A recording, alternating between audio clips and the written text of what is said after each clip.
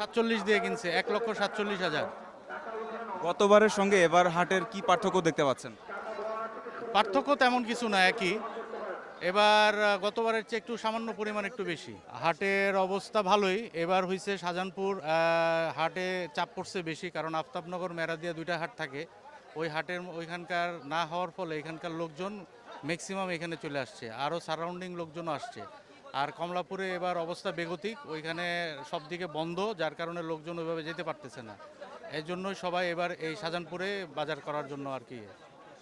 তো আগে প্রতি বছরই আমি এখানে আসি, দেখা যায় সন্ধ্যার পরও রাত পর্যন্ত গরু থাকে, কিন্তু এখন এবার যে পরিমাণ চাপ পড়ছে মনে হচ্ছে যে সন্ধ্যার পরই হাট খালি হয়ে যাবে।